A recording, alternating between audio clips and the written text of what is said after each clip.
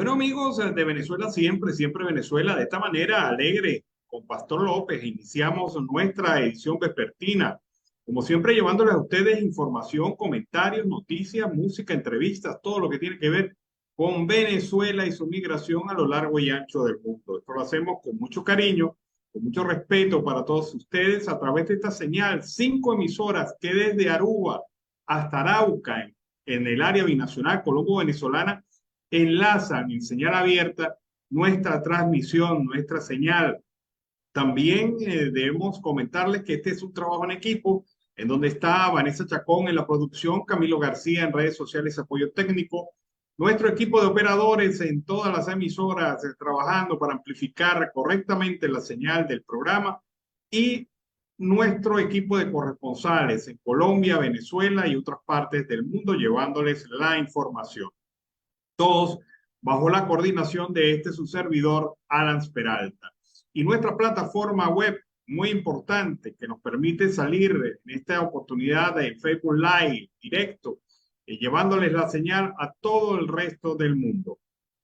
Bueno, iniciamos nuestro programa en la tarde de hoy, señalándoles lo siguiente: a pesar de que, según el gobierno, Venezuela produce el 95% de los alimentos que consume, la crisis alimentaria continúa en el país. Esto lo dice Luisa Molina, investigadora del Centro de Investigaciones Agroalimentarias CIAL de la Universidad de los Andes. Ha manifestado Molina que la situación alimentaria por la que atraviesa Venezuela tiene mayores efectos en las poblaciones vulnerables, pero sobre todo en las madres, porque dejan de comer para darle alimento al hijo. Recordó que, según el Centro de Documentación de Análisis Social de la Federación Venezolana de Maestros, el SENDA, en enero del 2023 se necesitaban 64 salarios mínimos para poder cubrir la canasta básica alimentaria. En ese momento estaba en $371 según el Observatorio Venezolano de Finanzas. Por otra parte, de acuerdo con la encuesta nacional de condiciones de vida en COVID, en el 2022 el 85% de los hogares en Venezuela, es decir, 9 de cada 10 venezolanos, no contaban con los recursos para adquirir la canasta básica alimentaria. La investigadora enfatizó que en la mesa de los venezolanos hay mucho carbohidrato, sobre todo harinas, por lo que no se tiene una dieta balanceada. También destacó la imposibilidad de incorporar al plato de comida productos como carne, leche, huevos y quesos, porque son inaccesibles para la mayoría de la población, pues el salario mínimo en Venezuela es de 130 bolívares, el equivalente a $5,38 para el 7 de marzo. Molina dijo que cada persona debería consumir por lo menos un bistec de 100 gramos 3 o 4 veces a la semana. Un niño debería tener proteínas como huevo, queso, leche diariamente en su plato. Para un almuerzo recomendó que los carbohidratos abarquen una tercera parte del plato.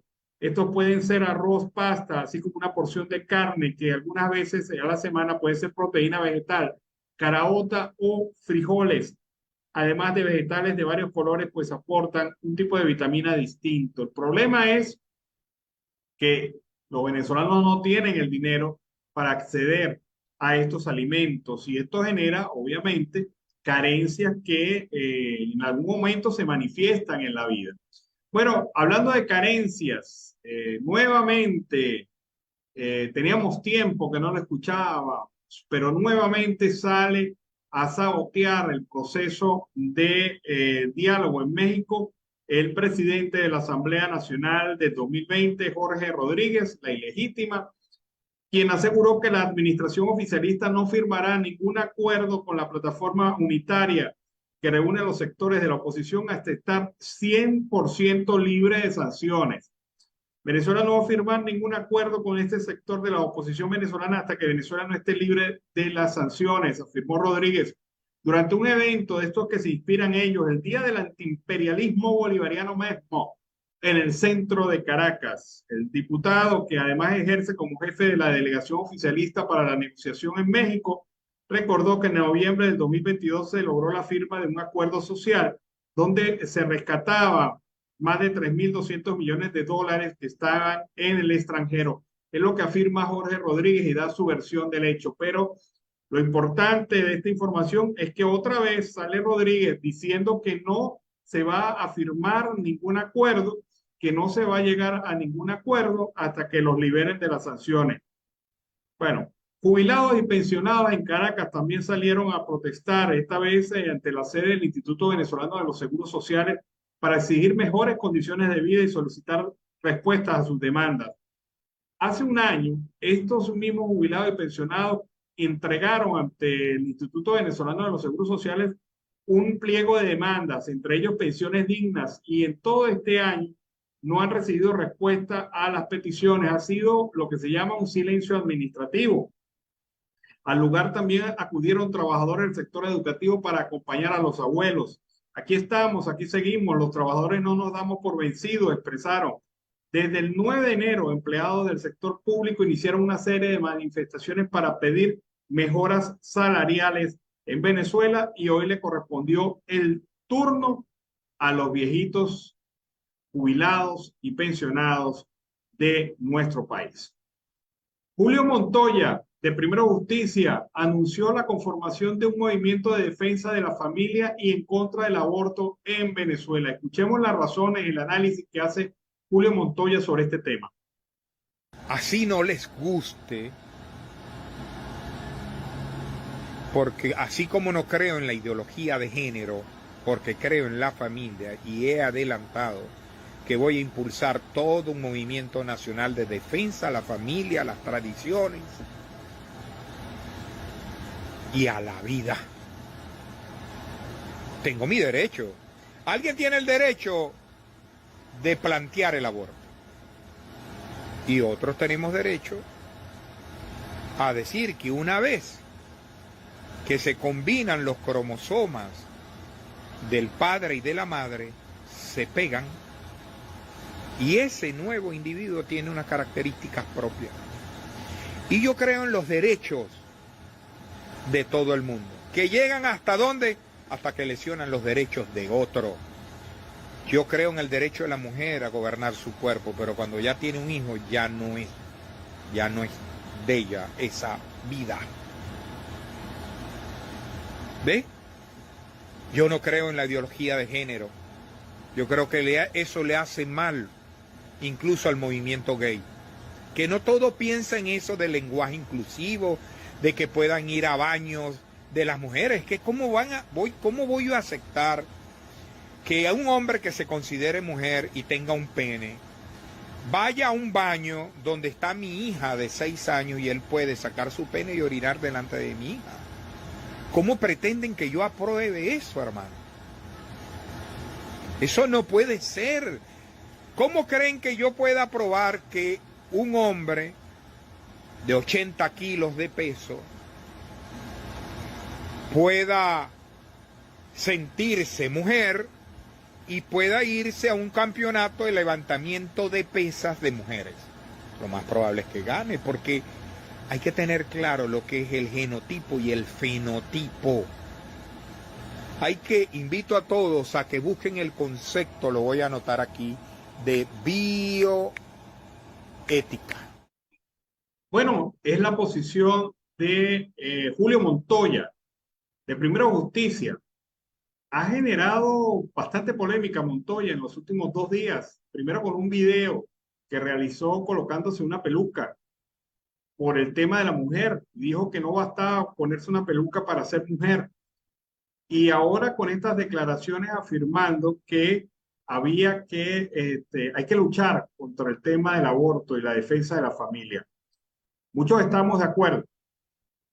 Ahora hay que ver cómo termina esta visión y este movimiento que arranca Julio Montoya, que ha dicho que lo ratifica. Por cierto, Primero Justicia no se ha pronunciado sobre el tema y hay discusiones internas sobre el tema, manifestando que Montoya dio su opinión y que esta es de carácter personal. El presidente de la Cámara de Empresas y Servicios de Telecomunicaciones, Pedro Marín, manifestó que la autorización por parte de Conatel para el aumento de tarifas ha permitido a las empresas realizar inversiones. Esa flexibilización de las tarifas ha permitido y es lo que está permitiendo que las empresas estén migrando casi totalmente del 3G al 4G. Asimismo, indicó que el 78% del Internet que se maneja en Venezuela es a través de los teléfonos celulares y el Internet fijo residencial ocupa solo el 15%. También sostuvo que la parte de la mayoría de la telefonía celular también ha venido aprobando nuevos aumentos de tarifas. Comentó que el número de suscriptores de telefonía celular actual en el país es de 18.200.000 personas, lo que quiere decir que ha habido un crecimiento alrededor de 3 millones de líneas en telefonía celular. Afirmó que el 54% de todas las plataformas de telefonía móvil están en 4G y un 44% sigue en 3G, pero el 2G prácticamente desapareció, incluso de Movilnet. Es la posición entonces de los representantes del sector de telecomunicaciones de Venezuela a través de su presidente, Pedro Marín. Bueno, amigos de Venezuela, siempre Venezuela, con ese tema iniciamos el segundo segmento del programa en la tarde de hoy. ¿Qué ha pasado? Cooperativas de transporte del Callao en el estado Bolívar han cerrado la salida hacia Huachipato y Santa Elena de Guairén debido a la falta de gasolina. No hay gasolina tampoco en el estado Bolívar. Exigen al gobernador Ángel Marcano intervengan en la solución de sus pedimentos. El mismo problema afecta a Tumeremo, El Dorado y demás poblados al sur del estado Bolívar. Vean ustedes cómo lo que ha ocurrido esta semana. Anuncio de hora cero de los transportistas en la ciudad de Caracas porque no tienen combustible.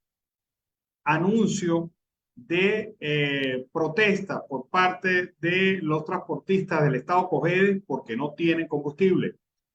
Anuncio y protesta efectiva de los transportistas de la zona sur del estado Bolívar porque no tienen combustible.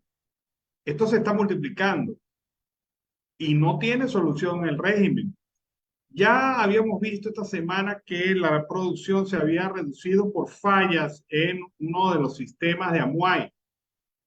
Pero el país no puede seguir dependiendo de que un día funcione la planta, otro día no funcione las refinerías, otro día haya un evento de daño, otro día se suspende la producción por X o Y razón.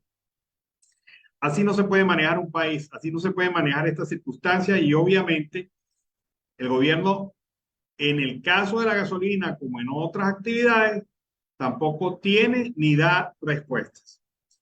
A mediados del 2021, oigan ustedes este caso, la presidenta de la Asociación Nacional de Cajas de Ahorro de Venezuela, Yolanda Clavijo, había denunciado la apropiación indebida de los ahorros de más de 1.400.000 trabajadores del sector público, muchos de ellos de ministerios y otros organismos públicos que no habían recibido aportes del 2019 asignados por sus entes de trabajo al sistema Patria. ¿Qué ocurre? En los principales centros laborales de Venezuela, especialmente en la administración pública, hay cajas de ahorro. Esas cajas de ahorro, ministerios, organismos descentralizados, organismos centralizados, cada organismo tiene su caja de ahorro. El patrono, es decir, el Estado, coloca parte, un porcentaje de los ingresos de los trabajadores en las cajas de ahorro y otra parte la coloca el empleador. Es decir, entre el Estado y los trabajadores se conforma un capital que sirve para préstamos, para solución de problemas primarios que puedan tener los trabajadores bajo el esquema cooperativista. ¿Qué quiere decir? Mínimo porcentaje de pago y sobre todo efectividad, liquidez para darle solución a los problemas de los trabajadores. ¿Qué pasa? Que en el 2019, cuando el sistema de pagos de la administración pública fue centralizado a través del llamado sistema Patria, el Estado no está haciendo los depósitos en las cuentas de las cajas de ahorro y las cajas de ahorro han quedado descapitalizadas. La administración del gobierno de facto había solicitado el registro de los trabajadores de todo el país en la plataforma del Carnet Patria con el objetivo de efectuar los pagos correspondientes a sus salarios y honorarios profesionales y que a través del sistema que ya se venía asignando bonos sociales por este mecanismo, las instituciones gubernamentales empezaron a entregar al sistema Patria los recursos contemplados para el pago de los trabajadores, incluyendo los aportes patronales establecidos en la caja de ahorro los cuales deberían ser adjudicados al organismo encargado, es decir, a las propias cajas de ahorro. Una fuente del Ministerio de Trabajo aseguró que el segundo paso no se ejecutaba desde finales del 2019. Las cajas de ahorro tuvieron prácticamente paralizadas desde septiembre del 2020 hasta marzo de este año sin recibir ningún tipo de recurso. Ni las retenciones que son las que pone el trabajador, ni lo que pone el patrono. La deuda de la caja de ahorro alcanza ya 100 millones de dólares. Y esto es grave, porque el trabajador acudía a las cajas de ahorro para una solución de un problema inmediato, préstamos pequeños de bajo interés y de solución inmediata. El cierre técnico de la asociación y sus afiliados, supervisado por la Superintendencia de Caja de Ahorro, parece ser más cercano desde entonces, pese a los encuentros sostenidos con el ministro de Trabajo, Francisco Torrealba, representantes de SUDECA y presidentes de las cajas de ahorro del sector público en septiembre del año pasado, con la promesa de encontrar soluciones y dar respuesta. Mire, en pocas palabras, el gobierno se choreó los recursos de la caja de ahorro. Te siguen descontando, si eres empleado de la nómina pública, para supuesta aporte a la caja de ahorro, y ese aporte no se hace y el Estado tampoco hace su aporte y las cajas de ahorro quedan totalmente inutilizadas a pesar de que existe una ley y hay un descuento obligatorio para eso. Otra muestra más de cómo el Estado venezolano se chorea los recursos del ciudadano común y corriente. Cómo te sacan del bolsillo la plata a través de impuestos como el impuesto general de las transacciones financieras, que supuestamente era un impuesto para los ricos y así lo vendieron, y al final se convirtió en un impuesto para todos los venezolanos. Pasa lo mismo con el tema de la devaluación, pasa lo mismo entonces con el caso de las cajas de ahorro. El gobierno se está quedando, se está choreando la plata de las cajas de ahorro sin decirle ni ñe a la gente interesada. Un funcionario va y pregunta por su dinero y le dice, mire, no pregunte, confórmese con lo que recibe. Qué vulgaridad. Bueno, tampoco el gobierno de facto tiene política clara de género, según la diputada de la Asamblea Nacional Legítima, Liz Jaramillo. Vamos a escuchar. Un 8 de marzo más, que es una fecha que nos llama la atención a visibilizar los derechos y el estado de vulnerabilidad de los derechos en los que nos encontramos las venezolanas. Desde el pasado 9 de enero, ya casi cumplir 3 meses, se encuentran los empleados y trabajadores públicos en las calles exigiendo reivindicaciones laborales. Y entre esos trabajadores públicos, importantes rostros de mujeres han estado en las calles exigiendo eso, lo que es un derecho, la dignificación de su salario. No existen cifras oficiales en el país, públicas y datos abiertos que nos permitan determinar la efectividad de las políticas públicas en materia de género. Gracias a las organizaciones de la sociedad civil, COFAVIC, el Observatorio Digital de Feminicidios de CEPAS y la ENCOVI, hemos podido representar algunos datos que nos alertan y que nos preocupan. Solo en el mes de enero hubo cada 16 horas en promedio una acción femicida. 18 femicidios consumados y 19 en grado de frustración. Es decir, cada 16 horas una venezolana estuvo en riesgo de muerte solo en el mes de enero. Solo en el mes de enero 5 venezolanas han muerto en el exterior. Ha continuado aumentando la migración de la masa laboral masculina, es decir, que quienes se quedan aquí son mujeres, cabezas de hogar y en la jefatura de su hogar. Se sigue poniendo rostro de mujer a la pobreza en Venezuela. La carencia de efectivos y buenos y calidad de servicios públicos la enfrentan las mujeres o la mayoría de las mujeres en Venezuela. Solo el 32.9% de las mujeres encuestadas por la ENCOVI están ocupadas laboralmente, es decir, o lo que se traduce en más mujeres retiradas de un mercado formal laboral y con menos posibilidades de competitividad y de ascenso laboralmente. Esto nos llama la atención y nos hace reflexionar sobre el compromiso que tiene el Estado venezolano con las mujeres. Esto es un problema ni de izquierda ni de derecha. Esto es un problema de derechos humanos con las venezolanas. Muchas gracias. Bueno, bastante clara la intervención de la diputada Liz Castillo sobre ese tema, un tema que de verdad pues genera bastante contradicción, porque Se habla de la lucha por la igualdad de derechos en Venezuela y eso es lo que tiene hasta un ministerio de la igualdad, un ministerio de la mujer, un ministerio de yo no sé cuántas cosas, pero la verdad verdadera es que no existe esa igualdad y quien es el primero en propiciar la desigualdad es el propio régimen. No hay política de género en Venezuela. Lisette González es coordinadora de investigación de Provea. Hablando del tema de las mujeres, ella denuncia que hubo una reducción del 10% en la participación laboral de las mujeres frente a hace 10 años, lo que ha generado más pobreza en los hogares venezolanos. Vamos a escuchar a Lisette González. Hoy, en el Día de la Mujer, nosotros queremos denunciar la grave situación que enfrenta toda la población venezolana, pero especialmente las mujeres, que son las que llevan como la mayor parte de la carga de la situación de deterioro general que está viviendo el país. Si bien la emergencia humanitaria ha empobrecido a todos, pues las mujeres cargan con una carga adicional por el trabajo que tienen que hacer de cuidado. Entonces son ellas las que hacen cola para comprar las bombonas de gas, las que cargan agua, las que por estas dedicaciones que tienen que hacer a unas labores domésticas que han crecido por la déficit de servicios, trabajan ahora mucho menos que hace 10 años. O sea, la tasa de participación de las mujeres ha bajado 10 puntos, las mujeres entonces ahora son menos autónomas económicamente y por lo tanto tienen un mayor riesgo de pobreza. Bueno, ahí está. Entonces, la mujer pierde posibilidades competitivas dentro de un mercado cada vez más estrecho, cada vez más reducido, cada vez más complejo. Bueno, amigos de Venezuela siempre, siempre Venezuela. De esta manera iniciamos el tercer segmento de la tarde en este programa Siempre Venezuela.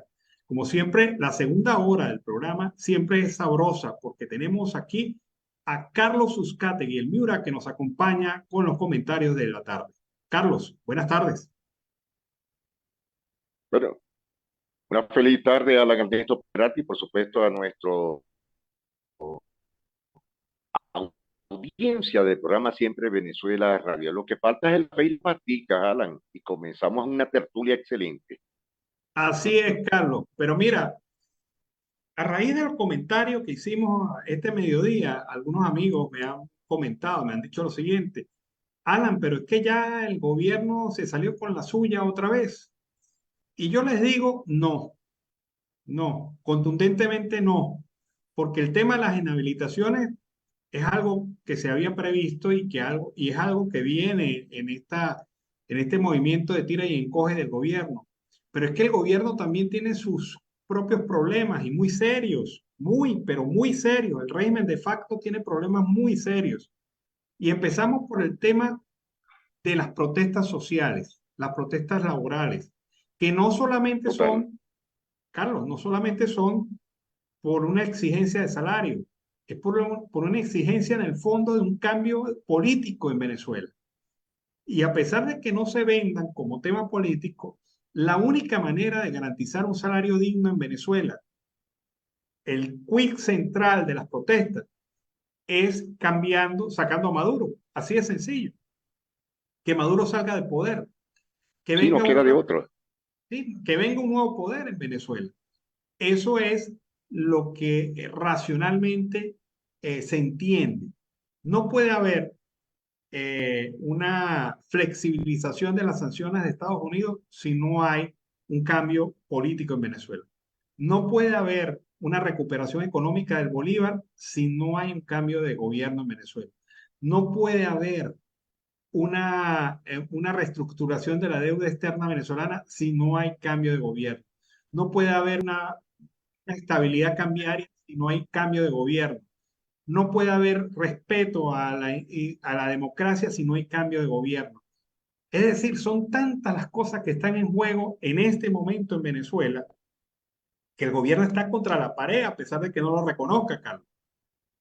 Eso es cierto, fíjate. Yo me imagino cómo estarán ahorita de la mente los ministros o los que uno dice que son ministros, o los entes ministeriales, los servicios autónomos, es decir, que no tienen absolutamente nada. Y fíjate que sí tienes demasiada razón, ¿sabes por qué, Alan? Porque hasta el momento ningún personero del régimen de Nicolás Maduro ha salido a hablar. Solamente los días miércoles cuando sale el programa de Diosdado Cabello que habla, vocifera, etcétera, porque ya ni Mario Silva habla ni dice nada, sino lo que hace es tener pensamientos rectos, seguir alabando, hablando, etcétera. Pero en sí, ni los ministerios, ni los ministros, no existe absolutamente nada. Han acabado hasta con Imparques, que por cierto, Alan, este tema de Imparques es muy importante, donde está haciendo mella esa corporación del Instituto Nacional de Parques en contra de los turistas y, por supuesto, de los vendedores informales. Han hecho de todo. Están haciendo desastres, como quien dice, raspando la olla, hermano. Bueno, hay algo que dicen los economistas. Venezuela, el régimen de facto, necesita urgentemente dólares. Porque con la corrupción que han hecho en el arco minero, con el robo descarado y diario que hacen con las exportaciones petroleras, con los chanchullos que se han inventado de cualquier tema, de cualquier tenor, hay chanchullos pequeños, hay chanchullos grandes, medianos, de cualquier tamaño que usted quiera en Venezuela en este momento, vinculados a funcionarios o representantes del régimen, han dejado sin base económica el país y les sorprende estas protestas sociales de los trabajadores y las exigencias de los trabajadores, las demandas de los trabajadores, en un momento en el cual no tienen ni siquiera capacidad de ofrecer, de prometer. Ya hasta la capacidad de prometer la han perdido. Y porque nadie les cree las promesas, esencialmente. ¿Por qué crees tú que se ha dilatado tanto la discusión de la contratación colectiva del sector trabajador en Venezuela, del sector educador en Venezuela? Porque no tienen plata, man. O sea, sí la tienen, pero la tienen para sus propios intereses, para sus propios negocios. ¿Cómo es posible? Eso es cierto. Cada vez que puedo, Carlos, lo repito, ¿cómo es posible que PDVSA tenga cuentas por cobrar de 8.000 millones de dólares en este momento del país? En solo activos, Alan, porque PDVSA dejó aparte unas maneras, como decíamos hace muchos años en la banca, bonos quirografarios, que hoy día no recuerdo ese nombre, pero son estatuarios, ¿ves? Pero eso también lo adeudan. Y fíjate que esos 8.000 millones de dólares, ¿qué no se haría en el país, Alan? Claro, pero ¿quiénes son los deudores de estos montos? Los amiguetes del gobierno que sacaron petróleo, se montaron en una de empresas traders de negocios petroleros y resulta que no tenían ni maletín, ni siquiera las empresas de maletín, no tenían ni maletín. Con eso te digo todo. Y a esas empresas de amiguetes del gobierno, de intermediarios del gobierno, le dieron contratos de portación petrolera. Una barbaridad, una situación que ha puesto a PDVSA de rodillas. Son 8.000 millones de dólares que se les debe. Pero fíjate una cosa, poco a poco se va configurando un esquema en donde el gobierno está arrinconado, en donde el gobierno no tiene posibilidad ni capacidad de respuesta, en donde claramente para el resto del país se ve la salida del gobierno, el cambio de sistema político en Venezuela. Eso cada vez cala más, con más fuerza en el colectivo ciudadano venezolano. Porque antes había el miedo, antes mira que me agreden los colectivos, mira que me agreden los militares, mira que esto, que aquello. Pero ya eso ha cambiado en Venezuela porque el pueblo venezolano le perdió miedo a eso, ¿no? O sea, y en vez de preferir seguir muriendo lentamente, la gente prefiere arriesgarse con todo porque no tiene nada que perder definitivamente en el país. Calidad de vida, ya la perdiste. Buenos ingresos, ya lo perdiste. Salud, ya la perdiste. Posibilidades con tus hijos ya se te fueron. O sea, exacto. ¿qué hay que temer en este momento en Venezuela? Prácticamente nada. Prácticamente nada. Porque hasta la propiedad privada, que es uno de los bienes esenciales del país, se ha perdido por el irrespeto que ha hecho el gobierno. Cada vez que quiere, se le mete en la cabeza quitarle a alguien algo y te arrebatan la propiedad privada. Pero entonces el gobierno también está arrinconado. El resto de la sociedad dice, hay que salir del sistema chavista. ¿Qué dicen los chavistas? hay que salir de Maduro. Sí. Y por eso es que yo cada vez veo más claro ese análisis que hicimos en enero de este año de que Maduro no va a ser el candidato del chavismo a las elecciones del 2024. No lo va a hacer. Fíjate que no lo va a hacer. Y es verdad, fíjate que estás tocando un tema que es muy interesante, ¿no? Yo me imagino en este momento qué pasaría si en Venezuela hubiese un golpe de Estado o un cambio de gobierno por A o por B. Muchos estadistas y muchas personas, lo primero que harían, Alan, serían de cada sector, estamos hablando de educación, estamos hablando de petróleo, estamos hablando de todos los sectores económicos y financieros. ¿Qué pasaría? Algún momento tiene que volverse a abrir la brecha de la Torre en Llamas, que yo te lo comenté no hace mucho que hablamos de ese tema en el caso por Acrevi, que desde la misma FUTCAIC, la Federación Unitaria de los Trabajadores Venezolanos Petroleros, tienen varios resorts, Alan, y han robado cantidad de montepíos a todos los trabajadores, que ese punto no lo ha tocado hasta ahora ninguna persona. Y esto es una verdad, Alan, fíjate el caso o tema económico de PDVSA con el caso por Acrevi, y muchos de los resorts que pertenecen a los trabajadores de Venezuela, hoy se los robaron. Y esto lo sabe su personero principal, Will Rangel, que aparte de eso es el secretario general de la Central Única de Trabajadores Socialistas de Venezuela, que eso no está legalizada. Es decir, que de pasar algo en el país, Alan, habría que hacer un inventario de tantas cosas y por supuesto se darán a la luz pública todas las verdades de lo que está pasando. Y por supuesto que al gobierno no le conviene este punto, Alan, pero se van a descubrir tarde o temprano. Bueno, Carlos, lo cierto del caso es que la olla de presión está llegando al nivel crítico. Al nivel Claro, crítico. si ya la tapita está por salir. Ya la olla de presión está botando la goma. Ya está reventándose. ¿A usted no se le ha reventado una olla de presión? A mí sí. Y el desastre que viene es A total, mí ¿no? también, Eso es total. Pero está grandísimo. pasando. Mira, y un ejemplo de eso es lo que ocurrió en la Unidad Educativa General Antonio Anzoátegui en Tinaquillo, donde Yelisa Santaella fue a hacer una actividad como representante del Ministerio de Educación, porque ya no le gusta estar en el ministerio, entonces se va al interior del país buscando paz y sosiego.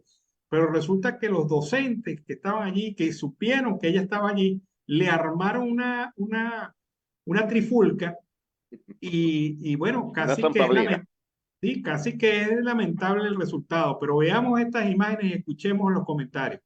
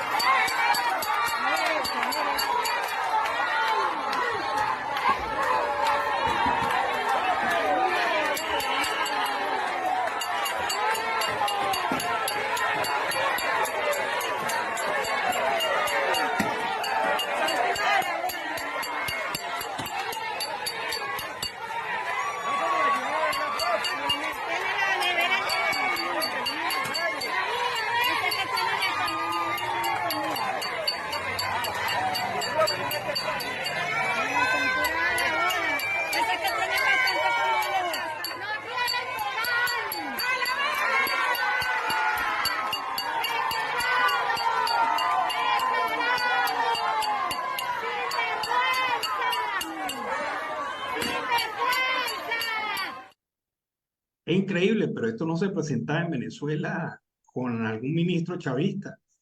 Ahora se la arman. Ahora, Yelice Santaella debe ser en este momento uno de los personajes más repudiados por el gremio docente en la historia de Venezuela. O sea, ¿por qué? Porque es una ministra Claro. fantasma, una ministra que no da la cara, nunca ha dado la cara y ahora menos Alan, da pero la cara. ella es educadora, ella es licenciada en educación. Sí, sí, sí es licenciada en educación. pero el tema es que es una ministra que no a la cara. Yo quisiera ver a un Aristóbulo Isturi opinando sobre la gestión de la actual ministra de Educación. Sí, Ojalá, eso es cierto. eh, Me acordé en este momento de eso que en estos días lo conversamos. Creo que en ese momento Aristóbulo hubiese sido reaccionario totalmente, porque él fue reaccionario. sí, así es, pero lo que quiero mostrar y significar con este video es que la gente está harta ya, está hastiada del tema de un gobierno que es incapaz de darle respuesta. Mira, frente al tema salarial, no tienen respuesta. No tienen Frente a la respuesta. protesta educativa nacional, no tienen respuesta. Frente al tema de la salud, no tienen respuesta. Frente al tema de la devaluación, ¿tú has escuchado al ministro de Finanzas de Venezuela hablar sobre el tema de la devaluación en el país? No, ninguna vez. ¿Y existe el ministro de Finanzas en Venezuela, Alan? Yo me lo pregunto porque es tan fantasma, o sea, no ha aparecido, no ha hablado, porque Nada. es Delcy Rodríguez, que cumple el doble rol. Doble rol. Pero además de doble rol, es un doble error, porque ni como vicepresidenta ni como ministra de Finanzas, Como nada. nada. O sea, el directorio del Banco Central de Venezuela ha dicho algo sobre el tema de la devaluación. En ningún momento. Entonces, Tampoco Carlos, sabemos si es economista o si tiene estudios avanzados en banca. No, no sabemos nada de él. no, pero es que no se sabe ni siquiera si el ministro, si el presidente del Banco Central de Venezuela es el mismo, porque ni siquiera han formalizado la denuncia, despido, cambio o transformación en el despacho del director del Banco Central de Venezuela. La olla de presión, hermano, está Sí, avanzando porque Calixto Ortega inexorablemente. salió y ni siquiera dijo adiós. No, pero ahora la pregunta que yo te hago, ¿salió Calixto Ortega? Porque eso tiene que figurar en la Gaceta Oficial de la República y hasta ahora no se ha oficializado eso. Por lo tanto, legalmente y hasta que no haya un cambio en la Gaceta Oficial de la República, Calixto Ortega sigue siendo el presidente del Banco Central de Venezuela, ¿o no? Eso es cierto, hasta que no salga en Gaceta Oficial, que por cierto, el Banco Central de Venezuela es el que emite las gacetas en todos los estados. Bueno, te digo algo también claro en relación a este tema, Carlos. Eh, el, Toda esta crisis generada por el propio gobierno lo tiene arrinconado, lo tiene arrinconado. Ellos no lo quieren reconocer, ellos se quieren tapar, ponerse una venda en los ojos y decir que esto no está pasando, que ellos cuentan con el apoyo del pueblo y X y Y y tanta paja que hablan, pero resulta que al final, el que va a ser sacrificado es el gobierno y sus ministros.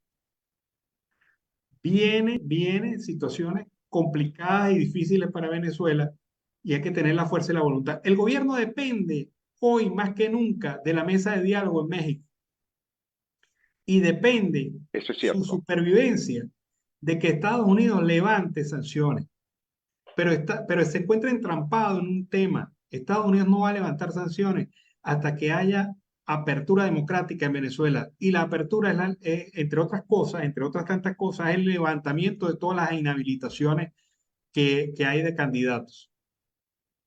Y eso Ujú. en algún momento lo van a tener que hacer, porque si no lo hacen, este gobierno no tiene vida, Carlos.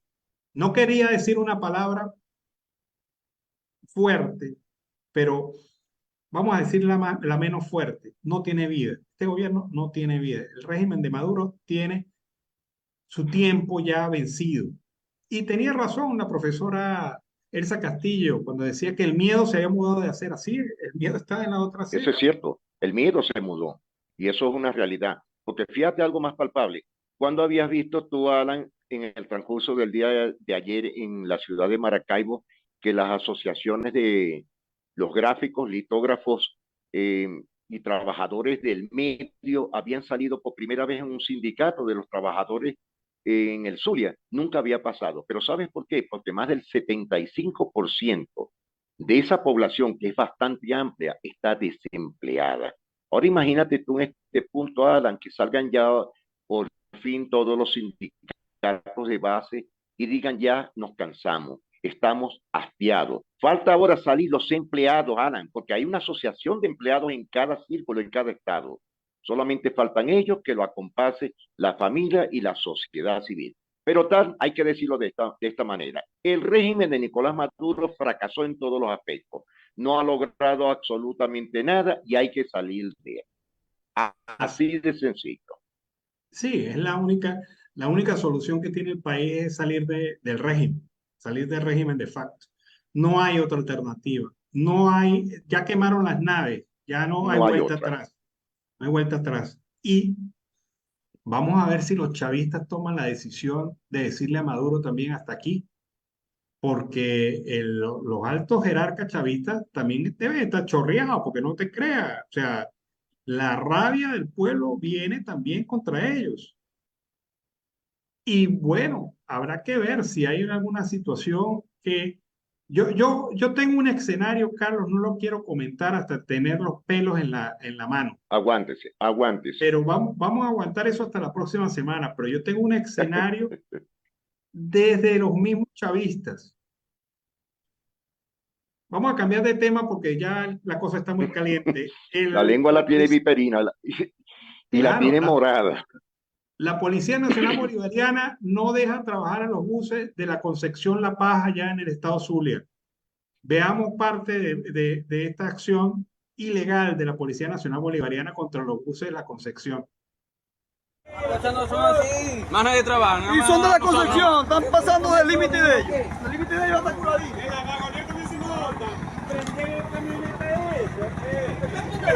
Están todos los buses que están parados.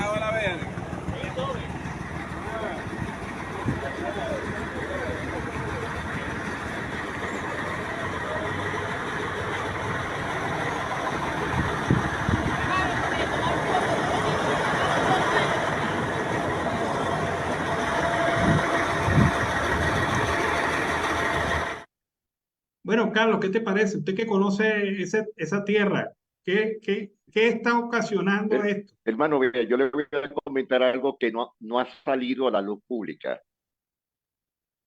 Ahí los están martillando. El municipio Jesús Enrique Lozada va limítrofe hacia el municipio, hacia la parroquia La Paz, que es limítrofe con Colombia, hacia las represas del Diluvio. La gran mayoría de estos buses, que fueron los mejores de toda Maracaibo, eran los, ¿cómo te digo? Los Rolls Royce en buses de toda la ciudad. Pero los estaban martillando. Alan, pero esto no ha salido a la luz pública, pero después de ese video, le partieron esa patrulla nuevecitas, los mismos pobladores de la zona. Nosotros en el Zulia le llamamos a esa gente los montunos. Hermanos, con los montunos no te podéis mover, porque eso no te tiene que ver con nada. Le partieron toda la patrulla. Y ya tenían varios días martillando a los choferes de los autobuses de la Concepción La Paz. Bueno, eso te demuestra, esa es otra demostración de que el pueblo está no hasta aquí, está hasta aquí el abuso y las ilegalidades del régimen. O sea, no se aguanta más, no se aguanta más y sigue haciendo, alborotando el avispero y siguen alborotando el avispero y siguen alborotando el avispero. Y bueno, esa situación se revienta, como se reventó con los transportistas de Caracas que declararon la hora cero. Ellos iban a paralizar Claro. y si se empieza en Caracas, mira, el resto del país también va igual. Vamos a ver esto de los transportistas de Caracas. La hora cero, Entonces, compañeros, piden por acá que repitamos lo que estén de acuerdo con pintar la hora cero y hacer la denuncia ante los organismos competentes. Compañeros, hora cero y salario justo. Exactamente. Claro. Y la Unión Nacional me permite. Miren, compañeros, eso estamos de acuerdo, nosotros hacemos. Bueno, los transportistas de Caracas van a la hora cero. ¿Y por qué van a la hora cero? Porque no hay combustible, no hay diésel para las unidades de transporte. Lo mismo pasó en Cojedes. También los trabajadores de Cojedes alertaron sobre esto. Lo mismo va a pasar en Maracay, lo mismo va a pasar en Valencia, lo mismo en Maracaibo. poco a poco se apagan los sistemas. Pero Si yo tuviera que fíjate decir, algo de ajá, lo que tú dijiste, Alan. Dijiste algo muy importante. Al paralizar el transporte público, los colectivos en la Gran Caracas, Alan separa todo el país, porque esa es la entrada de todos los estados al país, llegar a la ciudad, a Caracas. Y yo escuché muy bien que separan los colectivos La Unión, tú sabes cuáles son, Petare, Latillo, etcétera, Guanare, Guatire. Hermano, mire, al parar eso, ahí no entra un autobús ni a Las Banderas ni al nuevo terminal, en ninguna parte, si paralizarían totalmente la capital. Y esto es lo que está buscando el gobierno. bueno, Carlos, muy caliente los temas hoy. Se nos acabó el tiempo, lamentablemente. Fuerte. Se le puso la lengua morada, tiene que tener cuidado. Bueno, nos despedimos, Bueno, Alan, Carlos. entonces será hasta mañana, sí, será hasta mañana si Dios lo permite. Y como siempre, una feliz tarde para ti. Bueno, vámonos a la pausa comercial musical del momento. De regreso, seguimos aquí con más de Venezuela siempre, siempre Venezuela. Bueno, amigos de Venezuela siempre, siempre Venezuela. De esta manera iniciamos el último segmento del programa en la tarde de hoy. Tema bien bonito que nos hace recordar a nuestro lar nativo. Se amplía el plazo para que migrantes venezolanos validen su información en Migración Colombia. Así lo anunció hoy Migración Colombia. El plazo se extiende hasta el próximo 24 de marzo. ¿Qué ocurre? Migración Colombia ha implementado un plan especial para que todos aquellos que han iniciado el proceso del PPT, pero que no han recibido o han tenido algún tipo de problema durante el proceso, pues puedan actualizarlo y darle solución a través de varios pasos. La validación de información se debe hacer en el sitio web migracioncolombia.gov.co. Es totalmente gratuita. Migración Colombia ha dicho que y ha hecho un llamado a la población migrante venezolana para que no dejen pasar la oportunidad de acogerse a la primera medida del plan integral. Aún estás a tiempo, valida. Por esta razón, la autoridad migratoria amplió el lapso de validación hasta el próximo 24 de marzo, fecha hasta la cual estará habilitada en su página web la opción que permite a sus migrantes confirmar su interés de continuar con el proceso de trámite del permiso de protección temporal PPT y validar su información personal. Es importante recordar que esta medida solo aplica para aquellos migrantes venezolanos que ya cuentan con el Registro Único de Migrantes, el RUM, y cuyo PPT aún no ha sido entregado. Como se ha informado, el plan Aún estás a tiempo es una solución integral que brinda 4 opciones a los migrantes venezolanos frente a las dificultades que han podido ocurrir o han tenido para obtener el permiso de protección temporal. Las fechas límites a cada una de ellas son las siguientes. La fase 1, validación, finaliza el 24 de marzo. La fase 2, descarga el 30 de abril. La fase 3 recoge el 12 de abril y la última fase, regístrate, que estará habilitada desde el 1 al 30 de abril de este año. Así están las cosas.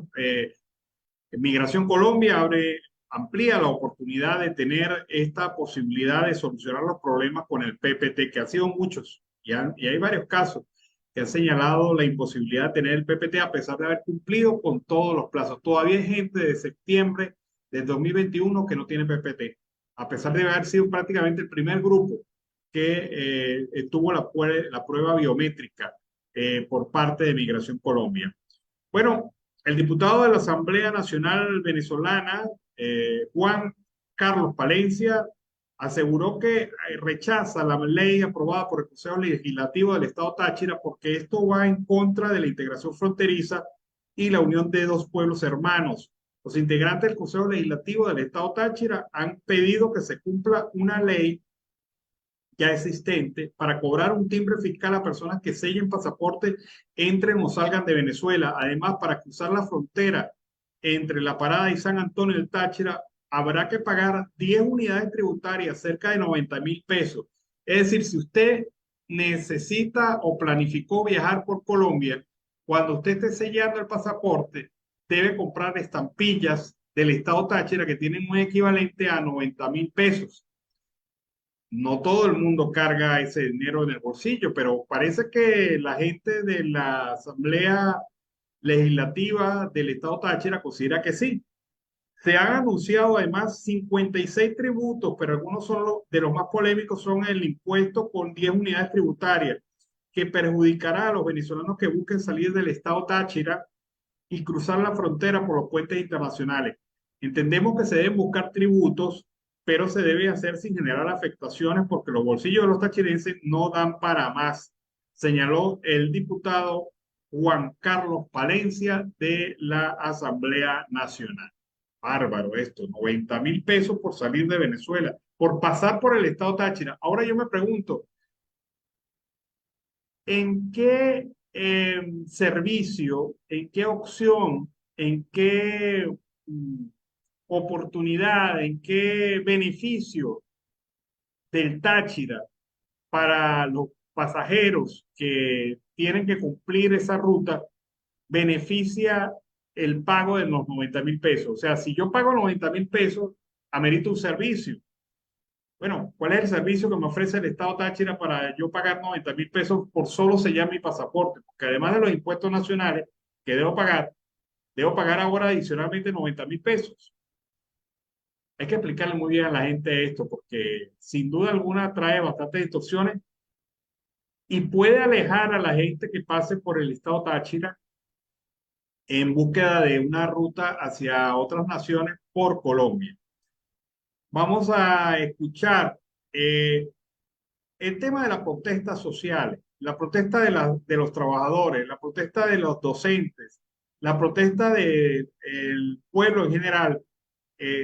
Se ha cosificado, se ha señalado que es solamente salarial, pero no. Ellos lo aclaran muy bien. La lucha no es solamente por un salario digno, la lucha es por otras cosas. Escuchemos a estas mujeres que salieron a protestar. Igual estamos en la Intervención, hoy en la calle reclamando nuestros derechos como mujeres luchadoras, como mujeres guerreras, para llevar y trabajar por el pan de cada día. Hoy nuestros hijos necesitan de instituciones dignas para asistir a clases, necesitan de instituciones dotadas para asistir a clases, que tengan luz, que tengan agua y que tengan las mínimas condiciones para ese trabajo escolar. El trabajo, la lucha no es nada más por el salario digno, esta lucha también es por condiciones de salud favorables para el pueblo venezolano, porque no solamente el magisterio que está pasando trabajo cuando va al hospital y los mercenarios de la salud te quieren quitar hasta $500 por atenderte un plan quirúrgico. Es también la lucha por la calidad educativa, porque en las escuelas públicas y populares asisten los niños de bajos recursos y esa educación para ellos y para los jóvenes debe ser de calidad, debe atender las condiciones máximas para la misión que tiene. Muchas gracias. Bueno, más claro no canta un gallo. Ahí está la protesta y las razones de la protesta muy bien explicadas por esta docente. Vamos a escuchar ahora un mensaje. Mire, cuando uno es migrante, pues no deja de tener en su mente y en su corazón el lar pequeño, la tierra chiquita donde uno nació, vivió. En este caso, este migrante dedica su mensaje y su reflexión a su ciudad natal, San Cristóbal, estado Táchira. Veamos. 3, 2, 1. ¿Podemos comenzar? Pertenezco a la ciudad más hermosa de este país. ¿Sabes cuál es, verdad? San Cristóbal. Te quiero decir que con mucho amor decidí preparar este videoclip para ti, ya que te encuentras fuera del país. Sé que en algún momento se te ha pasado por tu mente en regresar a Venezuela. Y es que aquí no, ¿verdad? Si este es el país más bello del universo, donde están las mujeres más bellas del mundo. Tomen en cuenta que Venezuela no es la misma desde hace 20 años atrás. Sus calles no son las mismas, sus avenidas no son las mismas. Y tus amigos, los que creías que estaban aquí, también tomaron la decisión de irse. ¿A qué voy con todo esto? Tengan mucha fuerza, paciencia y trabajen duro por los suyos. Hagan que todo el tiempo invertido valga la pena. Amo de todo corazón a las personas que se fueron y también a las que tomaron la decisión de quedarse. No ha sido fácil, pero tampoco es una tarea imposible. Hay un dicho que dice que un país en quiebra es un país de oportunidades. Y de todo corazón me siento el hombre más feliz del universo, en sin haber nacido en el rincón más bonito del mundo, Venezuela. Aquí pedimos la bendición al acostarnos, al levantarnos, al entrar a casa y al salir, donde se le da una sonrisa al extraño, donde siempre hay un motivo para celebrar y un lugar en el cual me siento orgulloso y decir soy venezolano.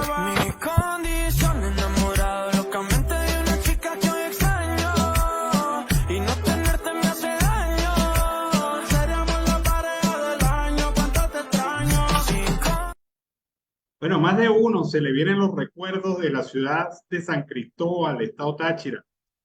Muchos migrantes venezolanos se encuentran en los Estados Unidos y aquí en Colombia y vienen del estado Táchira y vienen de la ciudad de San Cristóbal. Muy bonito este mensaje. Para cambiar un poco la tónica, hemos hablado de muchas cosas fuertes durante el día de hoy. Cambiemos un poquito la tónica. Con este reporte finalizamos nuestra edición vespertina de Siempre Venezuela. Como siempre le hemos llevado información, comentarios, noticias, música, entrevistas, todo lo que tiene que ver con Venezuela y su migración a lo largo y ancho del mundo. Lo hemos hecho con mucho cariño, con mucho respeto para todos ustedes a través de esta señal. También debemos magnificar nuestra capacidad digital, nuestros canales digitales que nos permiten llegar a ustedes a cualquier parte del mundo a través de nuestras redes sociales en Instagram, en Facebook, en Twitter, Siempre Venezuela Radio, nuestro canal YouTube Siempre Venezuela y nuestra página web siemprevenezuelaweb.com. Los invitamos entonces a nuevas ediciones de Siempre Venezuela en los horarios en Aruba en la mañana, al mediodía de 12 a 2 de la tarde y también en la tarde de 4 a 6. Como siempre, con mucho cariño para todos ustedes. Nos despedimos hasta mañana. Que tengan una muy feliz noche. Siempre Venezuela es un programa que te brinda las mejores noticias, comentarios, análisis, entrevistas y música. Información sin censura en la voz de los protagonistas. Todo un equipo de producción de primer nivel. Siempre Venezuela lo encontrarás en las radios de tu preferencia. O si no, visítanos en nuestras plataformas digitales. Siempre Venezuela Radio. En Instagram, Facebook y Twitter. De lunes a viernes le decimos lo que en Venezuela prohíben. Porque somos Venezuela siempre, siempre Venezuela.